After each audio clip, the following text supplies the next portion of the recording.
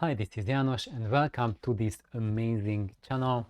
I think it's amazing. And those of you who have subscribed already and are waiting eagerly for the next episode, this is what you have been waiting for, and you will see it was worth to subscribe, worth to find this video. I hope it will turn out to be a gem. And why? Because I am going to talk about color science and get into how the camera sensors work. What do they do in your camera? Why different brands are better, or I would say different from each other, and whether one calls their cameras better than the others, that's their subjective opinion. But this is where it all starts, and that's the basically the meat, the core of the issue, how the camera sensors work. And now the focus will be on what is color science, because you got to hear this terminology left and right. When you look at camera reviews, everyone is talking about like Sony had very poor color science for a very long time, and when people are talking about the color science, they are always comparing things to Canon, and they're saying that now Sony has almost as good color science for the new A7R5 as Canon. So what are they talking about, and how is the color science created? And we'll also have a peek into why Canon had such a big advantage, but such a big head start with their so-called color science. So this is, I think, a gem of a website that I'm sharing. I will put the link down, and this is from Olympus. And guess what? It's not on the Olympus camera website. It's on the Olympus Life Science website about their microscopes. So this is for scientists and not consumers. But here we have the information that will be useful and enlightening for everyone. And just about my background, whether I'm qualified or not to explain this to you, I don't know. Actually, I have worked with microscopes. I'm a research scientist. I've worked in research laboratories for decades now. I've been using microscopes, even Olympus microscopes. So it's kind of a home field for now for me, but not really as a technician fixing the microscope, but as the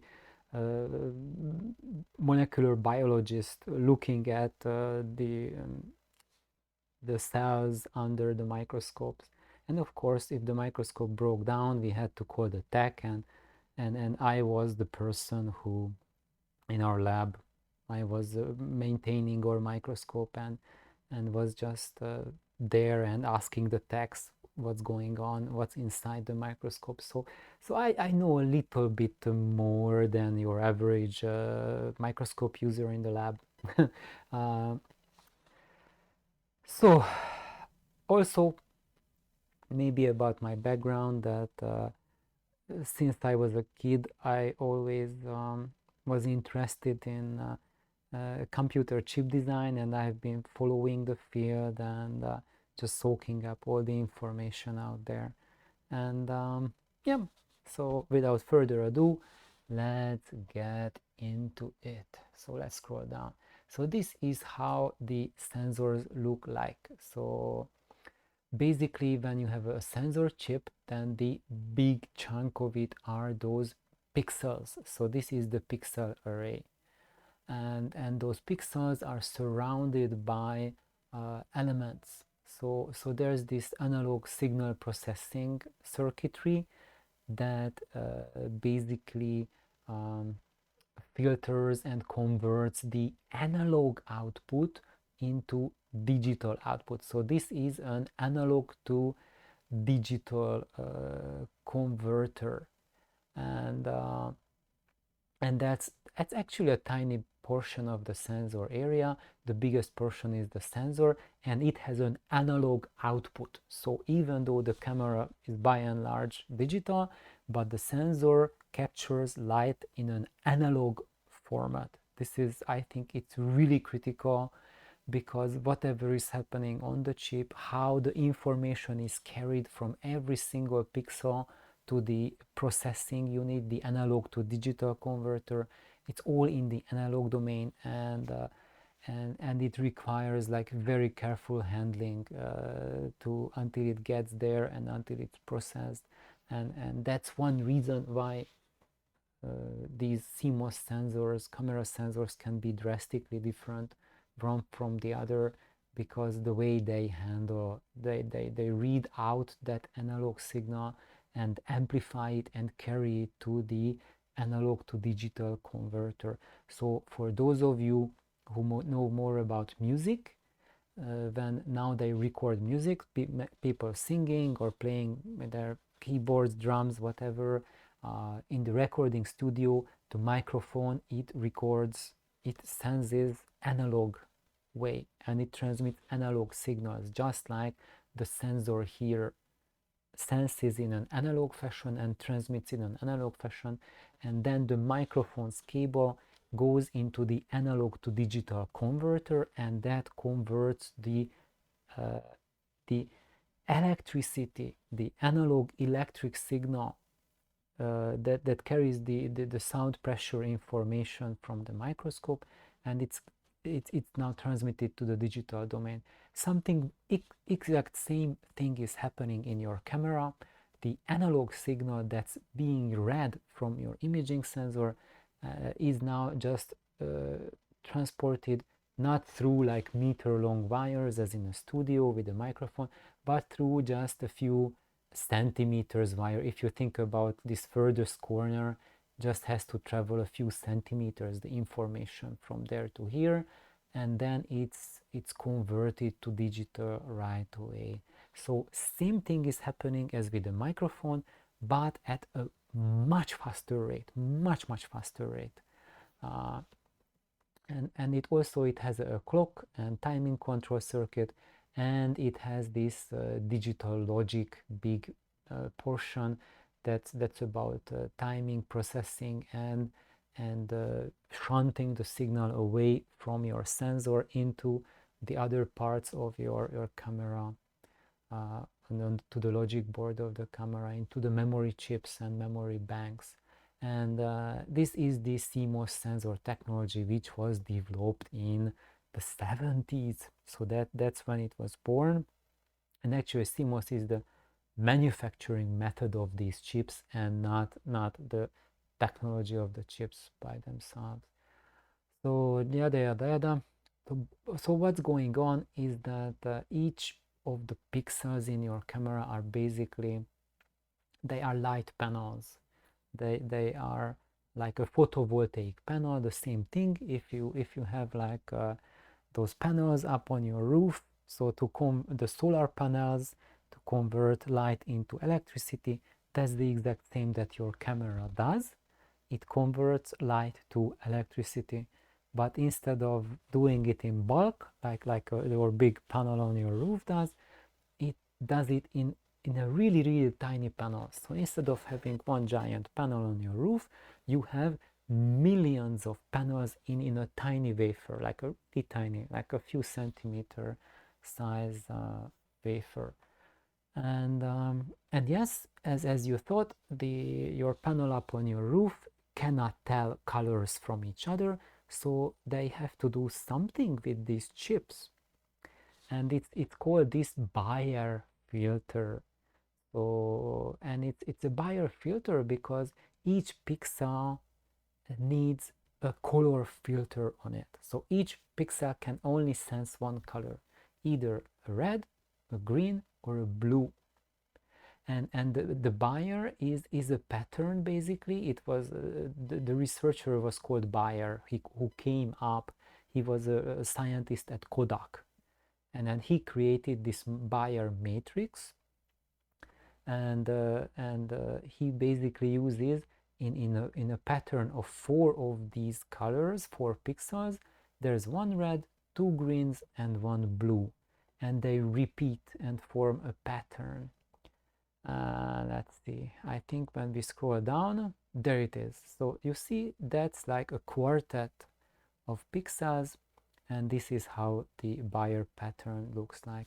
And when you think about that, Bayer worked at Kodak, and guess what? Which company collaborated with Kodak to create or formulate their sensors? It was Canon. So Canon basically got the color technology, the digital sensor color technology, right from the team who has created it.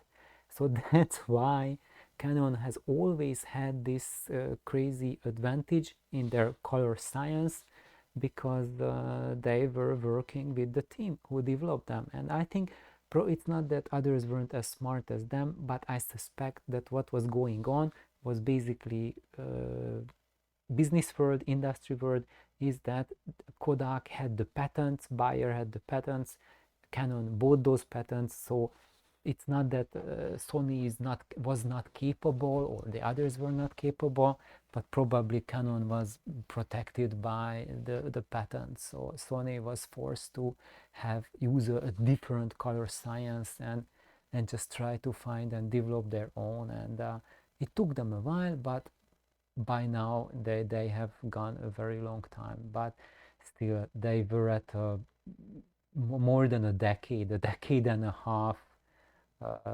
disadvantage compared to Canon, and probably that's true for a lot of other camera manufacturers as well. They just had very hard time getting the color information right, and that's because of the difficulties that each sensor faces to create color from the image. So as you see, the problem is that each pixel gets only one color information, either red, green, or blue. But when you open up your file from the camera, whether JPEG or RAW, you see that each pixel has 3 color information, red, green, and blue. But the pixel saw only one. What's going on? So essentially, in its physical shape, if let's say you have a 40 megapixel sensor, then in that 40 megapixel you have only 10 megapixels that are blue, 10 megapixels that are red, and 20 megapixels that are green. So technically it has the resolution of a 20 megapixel green sensor put together with a 10 megapixel blue and 10 megapixel red. That's not 40, right? It's just much lower than either of them. And so if we combine all these colors, in effect it's something between 10 and 20 effective megapixels and not 40. It would be only 40 when we do not have these color filters in front of them, when we remove them, and when they are stripped, then the sensor would look like that.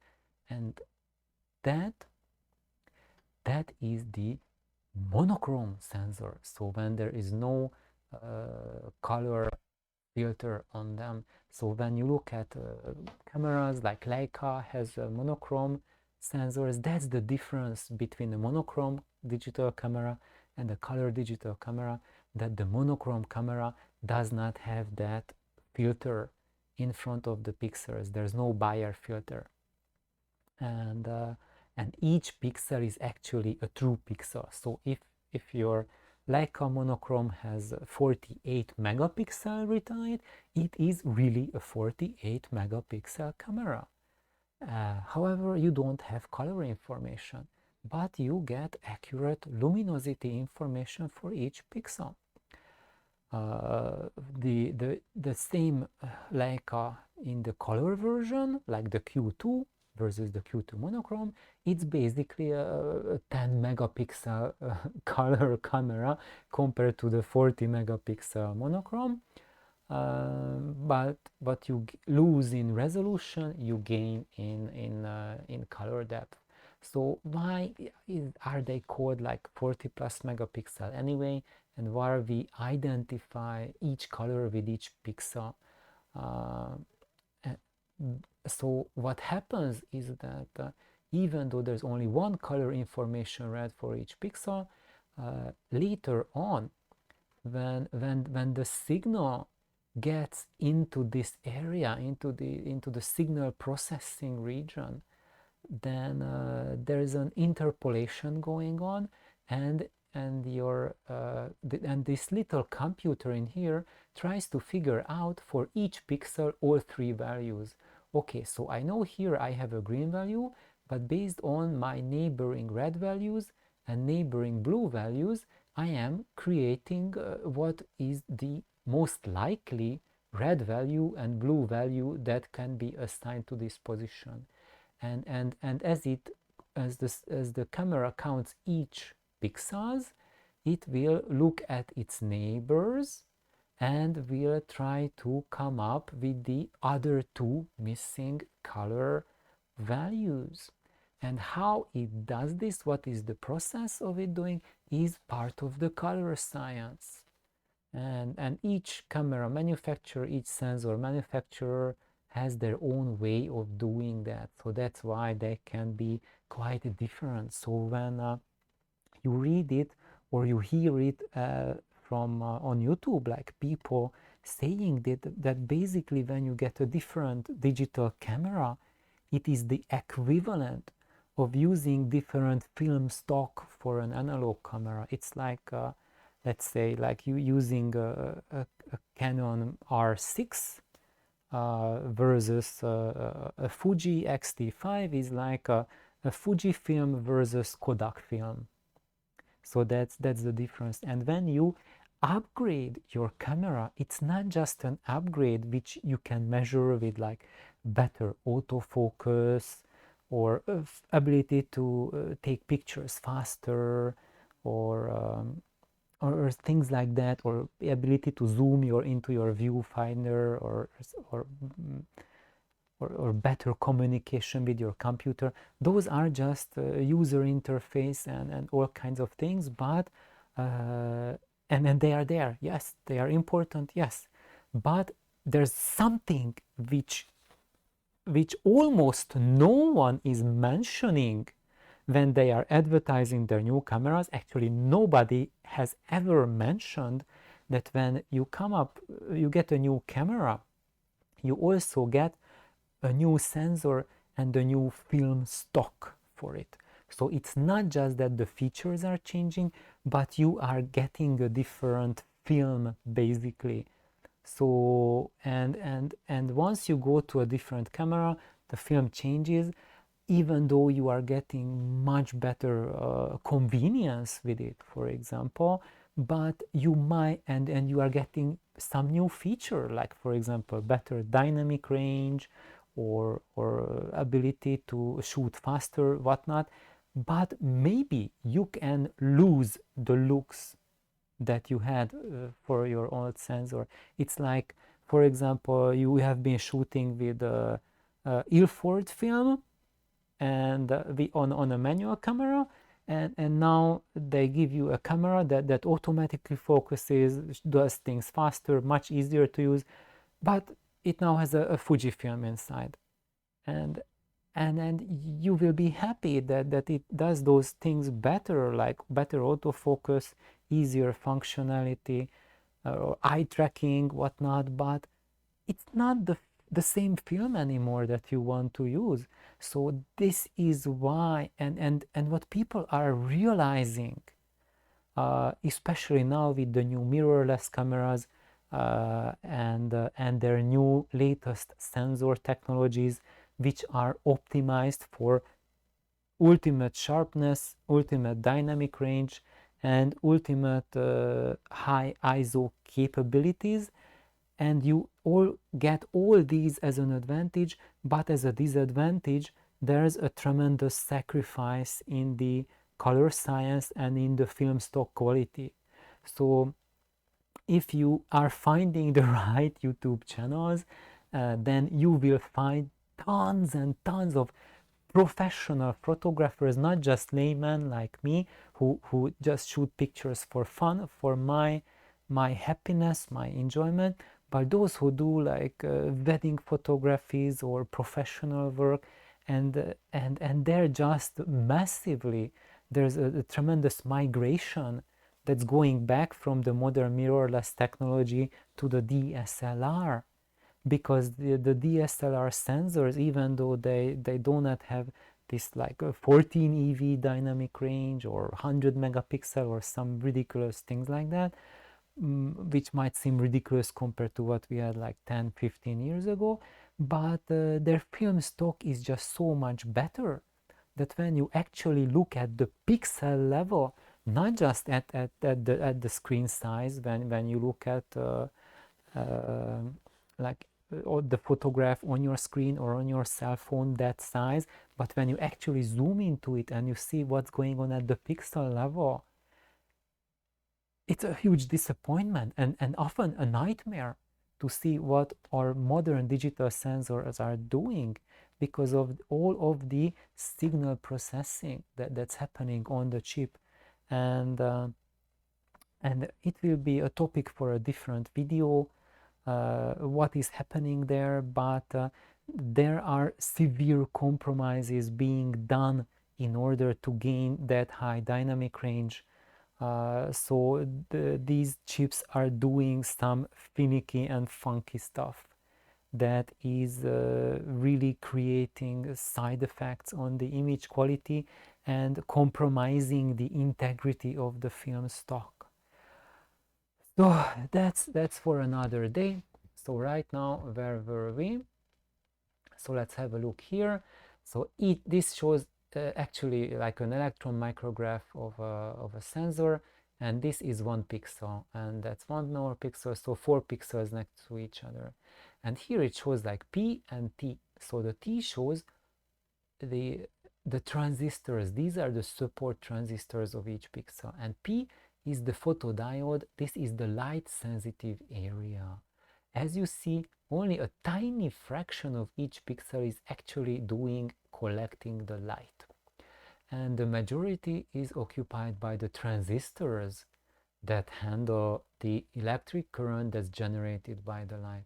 And there's like a tiny little lens that they put on top of each pixel to focus the light into this area. So basically the light that falls here is not lost, but focused by these micro miniature lenses onto this area. Of course, they don't do a perfect job, and it's not as sensitive to collect the light from the whole surface, but it really improves the efficiency quite a bit. But you have to know that despite like having like a 6 micron size pixel, it doesn't mean that the whole 6 micron is gathering light. Just a portion of it is gathering light. So let's see here, you can see it better. So this is each pixel looks like this. There's a photodiode, and the light is coming, hitting the photodiode, and it creates an electron flow. And here there's the amplifier transistor. That transistor is amplifying that analog current that comes from the diode, and that is going to get to the column bus transistor, and it's going to be read out from there. And there's a reset transistor that resets the pixel after each reading so that you can take your next shot.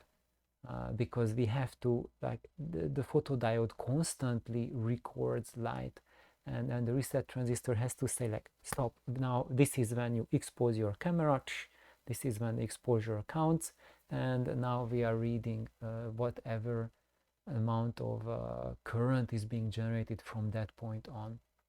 And on top of the whole thing, we have the color filter, and on top of the color filter we have this micro lens that focuses the light onto there. So this is how it works. And now this is another aspect of why color science is so tough. because this shows the light spectrum, the wavelength, going from the shortest wavelength to the longest wavelength. And here it shows the quantum efficiency, that when the light hits the sensor, the pixel, what is the efficiency that it turns into current. So as you see, blue is the least efficient, and at this peak, like almost 25%, maybe 22, 23% of the energy that the photon carries is transferred to current. And when we look at red, at this wavelength, which is kind of like the orange part of the red pixels sensitivity, there we have like almost 40% quantum efficiency. So it means that if a blue photon hits a blue dot, or an orange photon hits a red dot, then the red one will get twice as much current output compared to the blue. So there's a very different sensitivity between these two, and also depending on whether it's more in the yellow or goes deeper into the red, the quantum efficiency is different. Plus, we have this problem that there is an overlap between them. So if you have the yellow light hitting a green pixel, it will also have readout. And if there was, let's say, a very intense yellow light hitting your green pixel, it will have the same readout as a very weak green light hitting that same pixel. And that's the problem. Like, how do you know? How can you make a difference between them? And you cannot. And what you can do, what they do, is that they have this Bayer interpolation when they try to figure out that between them. So if this was, let's say, if that was really an orange, then in the neighboring red dots must be also carrying information there, and then probably it was more likely an orange color. And if they don't carry the neighbors any information, then probably it was a green. So the camera has to make these kind of decisions as well, and depending on the algorithm, it has better or worse color science. And as you see, making these decisions, if you make it like really complicated and you try to figure out the colors, then it means that you are keeping the dynamic information, the luminosity, low. So you are using up the neighboring pixels and what information they carry to try to calculate the color information. And that's, I think, this is just my personal opinion, this is why other camera brands such as Sony have the dynamic range, and Nikon, who uses Sony sensors, have dynamic range advantage over Canon, because they focus on the luminosity value of each pixel, but because of that, their color science is not as good. They can't handle color calculations as well. And Canon is sacrificing some of that dynamic information to give better colors. So it's not which is better, Canon or Sony or Nikon, which uses actually Sony sensors, but it's what they do with the technology, which is, even though different companies are making those chips, but each are using essentially the same technology, and just using different aspects, rigging up their computers inside to what to read out from there. And they are dealing with the same amount of light hitting the sensor, same technology to get information out of it. It's just different signal processing. So I hope this was very informational for everyone. Please let me know if you have comments, or if you have something to clarify, or you know some of these processes better, or you have insider understanding. I really welcome it. And thank you everyone for being here, and have a wonderful day. Bye bye.